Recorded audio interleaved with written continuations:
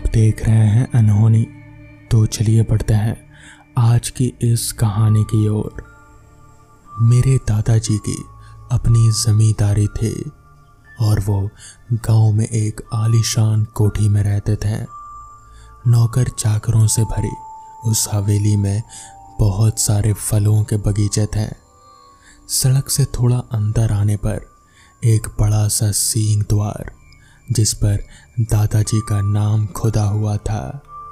अंदर घुसते ही चारों तरफ मादक फूलों और फलों की खुशबू और बड़े बड़े पेड़ों के बीच से लहराती हुई सड़क कोठी के द्वार तक आती थी। जब हम छोटे थे तब छुट्टी होने पर हम लोग दादाजी के पास रहने आ जाते थे। पापा हम लोगों के साथ दिल्ली में रहते थे। दादाजी की मृत्यु के बाद हम लोगों का जाना भी बंद हो गया। पिताजी के समय से ही उपाध्याय जी उस कोठी के केयर टेकर थे। कोठी की देखरेख और दीगार जवाबदारी सब कुछ उन्हीं के कंधों पर थी। जो भी पैसा आता वो बैंक में जमा करवा देते हैं। दादाजी की बिल्कुल भी इच्छा नहीं थी कि उनकी कोठी को बेचा जाए। शायद यही वजह थी कि पापा जी ने अभी तक यानी कि अपने जीते जी उस कोठी का कभी सौदा नहीं किया। अब माताजी पिताजी के स्वर्गवास के बाद अपनी व्यापार की ज़रूरत के हिसाब से जब हमें विदेश में बसने की ज़रूरत महसूस हुई तो अपनी बाकी संपत्तियों को रखने की कोई ज़रूरत महसूस नहीं होने पर उन्हें बेचने का दिल बना लिया। इसी वजह से मैं अपनी पुश्तैनी कोठी के लिए लोगों को बतला दिया।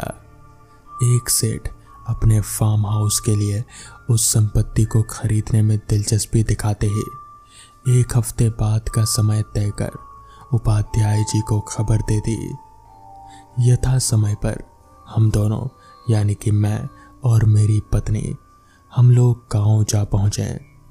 उपाध्याय जी ने कोठी के फाटक खोले, फिर तभी आवाज में कहा, बड़े मालिक इस कोठी को बेचने से मना करते थे और उनके सम्मान में आपके पिताजी ने भी कभी इस कोठी को नहीं बेचा। मैंने दिल में सोचा, कोठी बिकने से इसका काम चला जाएगा, शायद इसीलिए बोल रहा है। पर इसे बेचकर उपाध्याय जी को तकरीबन 5 लाख उनकी इतनी सेवाओं के लिए देना हम दोनों ने पहले ही तय कर लिया था, लेकिन कुछ भी उन्हें बतलाया नहीं था। रात में आराम की नींद सो अगली सुबह हम सरपंच जी के घर पहुंच गए, पर दोपहर तक भी वो सेठ नहीं आए। तब सरपंच जी बोले, बेटा शायद वो नहीं आएगा, उसे किसी ने तुम्हारी कोठी के बारे में बतला दिया होगा। बतला दिया होगा? पर क्या? सरपंच जी ने पहली बार अपना मुंह खोला। वो तुम्हारी कोठी सामान्य नहीं है, वो भूतों का अड्डा है। तो इस पर मैं बोला, हम दोनों तो कल रात वहीं पर थे, हमने तो कोई चीज़ महसूस नहीं की। वो हमें बहुत समझाने की कोशिश करते रहे, पर जब हम नहीं माने तो वो अंदर गए और नीम की 2 छड़ियाँ ले आए। तो फिर बोले, बेटा तुम्हें बचपन से देखा है इसलिए बोल रहा हूँ, या तो तुम मेरे यहाँ रुक जाओ, नहीं तो ये छड़ी अपने पास ही रख लो, नहीं तो कल सुबह का सूरज नहीं देख पाओगे। मैं रात का खाना खाकर अपने बिस्तर पर बैठा एक किताब पढ़ रहा था। मेरी पत्नी सो चुकी थी। उस वक्त मेरी हाथ घड़ी में 12 बज रहे थे कि मैंने अचानक कमरे के बाहर बारामदे से किसी के रोने की आवाज़ सुनी। गांव का माहौल रात में कुत्तों के भौंकने की आवाज़ों के अलावा कुछ भी सुनाई नहीं देता था, पर यह रोने की आवाज़ और फिर कुत्तों के भौंकने की आवाज़ जैसे बंद हो गई। वो भी किसी वजह से डर के मारे रोने लगे थे। कुत्तों का रोना माहौल को डरावना बना रहा था। हालांकि मैं भूत प्रेत को मानता नहीं था, लेकिन उस वक्त मेरी रीढ़ की हड्डी में एक अजीब सी सरसराहट महसूस हो रही थी। मैं जैसे ही उठकर जाने लगा तो मैंने अपनी कलाइयों की उंगलियों का दबाव महसूस किया। फिर अपनी पत्नी को बहुत ही फुसफुसाती आवाज में सुना, दरवाज़ा मत खोलना। मैं डर की वजह से जड़ हो गया। दरवाजे पर दस्तक की आवाज़ से जैसे मैं अपने होश में वापस आया।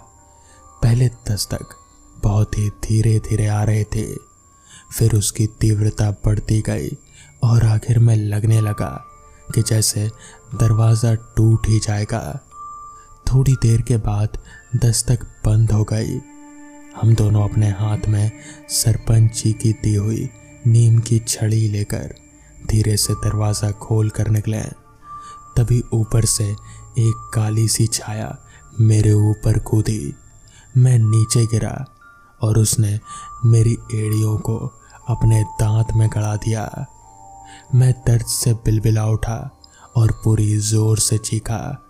तभी मेरी पत्नी ने अपनी छड़ी से उस छाया पर जोर से प्रहार किया।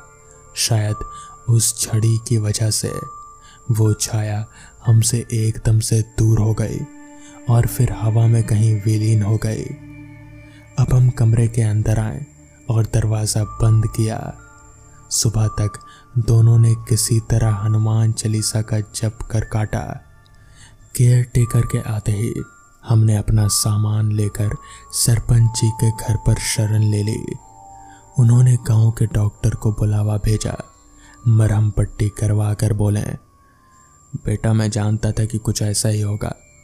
आपके दादाजी की मौत के बाद एक परिवार ने उस कोठी को किराए पर लिया था। अगले दिन सुबह उनकी लाश आधी खाई हुई हालत में मिली। गांव वालों ने एक बड़े ओझा को बुलवाया था, जो सब कुछ देखकर समझकर बोला कि इस कोठी में कोई भी रह नहीं पाएगा। अगर कभी शाम के बाद अंदर जाने की कोशिश होती है तो नीम की छड़ी के अलावा ना जाएं। इसलिए मैंने आपको नीम की छड़ी दी, जिससे कल रात आपकी जान बच गई। तो दोस्तों, ये थी आज की पहली कहानी। तो चलिए बढ़ते हैं आज की दूसरी कहानी की ओर। वो एक नया बना हुआ हाईवे था। एक निर्जन गांव से होकर गुजरता।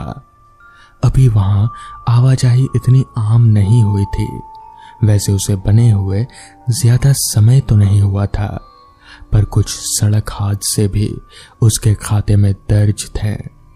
लोगों को वो आम हादसे ही लगे और इस मामूली बात पर किसी का भी ध्यान नहीं गया कि अधिकतर हादसे उसी निर्जन गांव की हद में या उसी के करीब हुए थे। एक उमस भरा दिन, दोपहर का समय, जब कार उस हाईवे से गुजरती है जिसमें 3 दोस्त राज, अमन और कमल थे। तीनों को जल्दी में कहीं पहुंचना था, इसलिए वो शॉर्टकट रास्ता चुनते हैं, क्योंकि वो हाईवे दूसरे रास्तों के अपेक्षा जल्दी पहुंचाता है। दिन के करीब 2:30 बज रहे थे। उस हाईवे पर दूर दूर तक एक परिंदा भी नजर नहीं आ रहा था। राज गाड़ी चला रहा था और बाकी दोनों आपस में बातें कर रहे थे। तभी अमन ने कमल से कहा, यार लगता है हम इस रोड पर पहली बार आए ना, क्योंकि इससे पहले मैंने ये जगह कभी नहीं देखी है। राज मिरर में उन दोनों को देखते हुए बोलता है, हाँ तुम सही कह रहे हो, हम इससे पहले कभी भी इस रास्ते पर नहीं गए, लेकिन आज मजबूरी में हमें यह रास्ता लेना पड़ा। हमें किसी भी तरह शाम से 6 बजे से पहले हॉस्पिटल पहुंचना होगा। वहां मीरा जिंदगी और मौत के बीच झूल रही है। कमल राज की तरफ देखकर बोला, हाँ यार, लेकिन हुआ क्या? तूने हम लोगों को कुछ बताया भी नहीं, सीधे कार लेकर चला आया तू। परेशान था इसलिए उस वक्त मैंने कुछ पूछा भी नहीं, लेकिन अब तो बता दे। कमल की बात सुनकर अमन ने भी उसकी हाँ में हामी मिलाई। राज थोड़ा उदास होते हुए बोला, यार मुझे उसकी मम्मी पापा से शादी के लिए बात करनी थी, लेकिन काम की वजह से मैं कर नहीं पाया, और अभी कल पता चला कि उसके पापा ने उसकी शादी कहीं और तय कर दी है। बस इसी टेंशन में आकर उसने बहुत ज्यादा नींद की गोलियां खा ली। और आज सुबह उसे हॉस्पिटल में भर्ती कराया गया। मुझे तो पता भी नहीं चलता अगर उसकी दोस्त मधु फोन करके ना बताती। कमल पूरी बात सुनने के बाद बोला, अच्छा तो ये बात है। वैसे देखा जाए तो गलती ना तेरी है और ना ही उसकी। तू नहीं बात कर पाया तो उसे तो बताना चाहिए था ना। अमन ने भी उसके बीच में बोलते हुए कहा, हाँ यार, इन लड़कियों का कुछ पता नहीं चलता कब क्या कर जाएं। राज ने गाड़ी की स्पीड बढ़ा दी और गाड़ी अब उस गांव के पास पहुंच रही थी। सड़क के दोनों तरफ बंजर धरती और छोटी कटीली झाड़ियां दिख रही थी। लाल धूल भी उड़ रहे थे। दूर कहीं छोटे छोटे घरों की कुछ आकृतियां भी दिख रही थी जो कभी आबाद थे।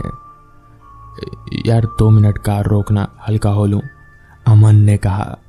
कार रुकी और तीनों ही दोस्त कुछ देर को पांव सीधा करने बाहर आ गए। कुछ देर में वो वापस अपने कार में बैठे पानी पी ही रहे थे जब अचानक से एक जोर की आवाज हुई और तीनों चौंक पड़े। सामने देखा तो कार की वाइंड स्क्रीन पर लाल रंग से एक पंजा बना था। ये क्या है? ओए रुक, बाहर मत। पर तब तक राज बाहर निकल चुका था। चारों तरफ देखा तो कुछ नहीं था। फिर उसकी नजर पड़ी कार के अगले चक्के के पास। एक लड़की बेहोश पड़ी थी। जरूर उसी ने हाथ मारा था। उन सब ने फौरन उसे कार की पिछली सीट पर बैठाया। मुंह पर पानी के छींटे मारे। साफ दिख रहा था वो जख्मी थी। उसके सिर से कलाई से खून बह रहा था। उसे होश आया। लड़की बड़ी डरी सहमी सी थी। उसने डरते हुए कहा, मेरी बस का आगे एक्सीडेंट हो गया है और मुझे मदद की जरूरत है। मदद? कैसी मदद? बताओ, हम तुम्हारे लिए क्या कर सकते हैं। इस बार आवाज कमल की थी। वहां सबको पानी की जरूरत है और उन्हें हॉस्पिटल भी लेकर जाना है। सबकी हालत बहुत खराब है। कुछ दम तोड़ चुके हैं। मैं किसी तरह चलती हुई यहाँ आई। उसने डर के साथ कहा, हाँ यार, सुना तो है कि इस रोड पर अक्सर हादसे होते रहते हैं। ठीक है, हम तुम्हारी मदद करेंगे, अमन ने कहा। राज उसकी मदद करने के लिए हिचकिचा रहा था क्योंकि उसे कहीं जल्दी पहुंचना भी था और कुछ सही भी नहीं लग रहा था। फिर भी वो कुछ नहीं बोला। यहीं कुछ दूरी पर ही मेरी बस है, बस वहीं तक जाना है। फिर आप लोग शहर पहुंचो तो किसी को खबर दे देना हमारी। लड़की ने अमन की बात का जवाब दिया। कार लड़की को लिए आगे बढ़ने लगी जो पिछली सीट पर अमन के साथ बैठी थी। उन लोगों ने उसे फर्स्ट एड दे दिया था। तभी वो लड़की उनसे बोली, आपको इस गांव की कहानी पता है कि ये इतना सुनसान और वीरान क्यों है? अब उसकी हालत थोड़ी ठीक थी। नहीं तो हमें नहीं पता, हम तो पहली बार यहाँ आए। तुम्हें पता है तो तुम ही बता दो, कमल ने जवाब दिया। हाँ मुझे पता है, कुछ सुन रखा है बस, लड़की ने कहा और फिर वो कहानी सुनाने लगी। कहते हैं सालों पहले इस गांव में एक पिशाच का वास था। गांव वालों को उसका संरक्षण प्राप्त था। वो उन लोगों की हर बाहरी मुसीबत से सुरक्षा किया करता था, लेकिन हर बार वह दिन उसे एक बलि चाहिए होती थी। गांव वाले अपने बीच में से ही किसी को चुनकर बलि के रूप में उसके पास भिजवाते थे ताकि वो उनका शिकार न करे। वो पिशाच बहुत शक्तिशाली था। वो हमेशा रात को ही सक्रिय होता था। फिर तब जबकि आसमान में काले बादल हों तब भी, बाकी धूप भरे दिनों में एक दूसरी रूह उसकी रक्षा करती थी जो उसकी सेवक थी। इतनी कहानी सुनाने के बाद उस लड़की ने एक नजर उन तीनों पर डाली जो बड़े ध्यान से उसकी कहानी सुन रहे थे और फिर वो आगे सुनाने लगी। कहते हैं गांव में एक बार भयंकर सूखा पड़ा और वो पिशाच एक एक करके सबको खा गया। वो एक बार में एक ही शिकार करता था। कुछ का मानना है कि गांव खत्म होते ही वो पिशाच भी चला गया, पर कुछ लोगों का ऐसा भी मानना है कि वो आज भी यही है और आज भी उसे एक बलि की तलाश है। इतना कहने के बाद वो लड़की चुप हो गई। वो तीनों जो बड़े ध्यान से उसकी बातें सुन रहे थे वो जोर जोर से हंसने लगे। तभी अमन मजाक से बोला, कहानी अच्छी थी, खत्म हो गई क्या? लड़की चुप रही और बारी बारी से तीनों को घूरती रही। कार आगे बढ़ती रही और अब वो उस गांव की सीमा को पार करने ही वाले थे। सड़क सुनसान थी तो रफ्तार भी तेज थी। तभी उन तीनों ने देखा कि वही लड़की सड़क के बीचों बीच खड़ी हंस रही है। घबराहट में सबने पिछली सीट पर देखा तो वहां भी वही बैठी हुई हंस रहे थे। ये क्या हो रहा है? राज बौखला गया और झटके से स्टीयरिंग घुमाई और कार एक सूखे पेड़ से जा टकराई। कुछ देर बाद खांसते हुए राज उठा। कार के सामने का हिस्सा पूरी तरह से चकनाचूर हो चुका था। कमल के भी करहाने की आवाज आ रहे थे, वो भी घायल था और अमन वो मर चुका था। तभी उनकी नजर बाहर की तरफ पड़ती है जहां अभी तक धूप निकली थी। वहां अचानक बिजली कड़कती है और फिर पूरे आसमान में बादल छा जाते हैं।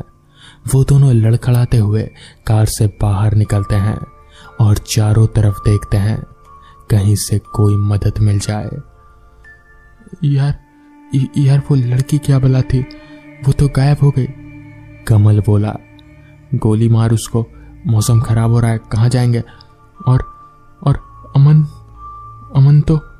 उसका गला भर गया और तभी दहशत से दोनों चीख पड़े। उन्होंने देखा कि उनके सामने एक लगभग 7 फुट की भयंकर लाल आंखों वाली आकृति प्रकट हो गई। साथ ही साथ शुरू हो गई धूल भरी आंधी। ऐसा लगा मानो उसके आसपास की हवाएं में धीमी कुर्राहटें बसी हो। उस आकृति को देखकर ऐसा क्यों लग रहा था जैसे नसों में बहता खून बेचैन हो उठा हो। वो डर से पीछे हटने लगे।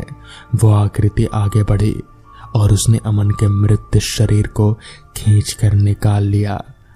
बाकी के दोनों डर से जड़ हो चुके थे। आंधी रुक गई, साथ ही वो आकृति और अमन भी गायब हो चुके थे। दोनों दोस्त रोने लगे। वो घूमकर उस तरफ आए जिधर गायब होने से पहले अमन बैठा था और दोनों ही डरकर कुछ कदम पीछे हट गए। वहां कार पर कुछ खरोंचों के गहरे निशान थे, किसी जानवर के शक्तिशाली पंजों के निशान। यार 1 मिनट, पूरा गांव पार हो गया, कोई बस तो दिखी ही नहीं। कमल हैरानी से बोला, इसका मतलब वो लड़की? राज दहशत में फुसफुसाया, और वो आकृति जो अमन को ले गई वो जरूर वही कमल बोला और खुद ही डर गया। पर हमें क्यों छोड़ दिया? राज ने ऐसा बोला ही था कि उसके आसपास हवाओं में गूंजी एक लड़की की फुसफुसाती सी आवाज, मैंने कहा था ना एक बार में बस एक बली। वो दोनों ही समझ चुके थे कि वो लड़की ही रूह थी, पिशाच की सेवक।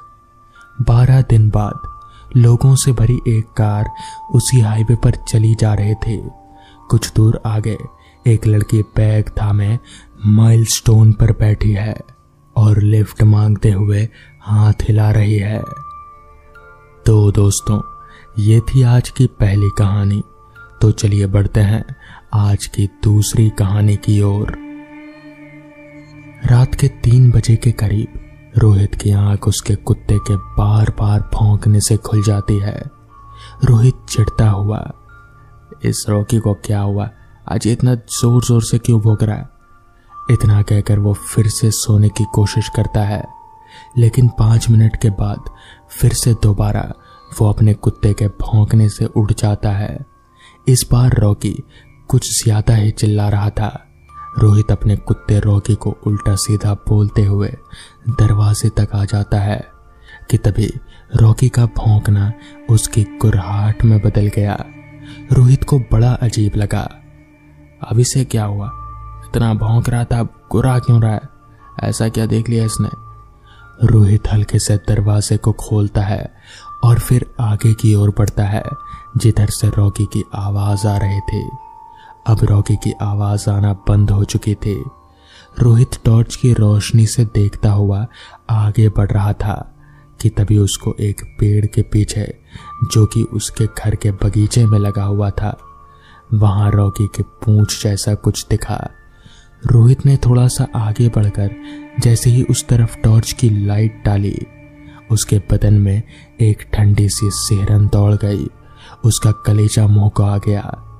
रोहित ने वहां जो देखा वो ना तो कोई जानवर था और ना ही कोई इंसान।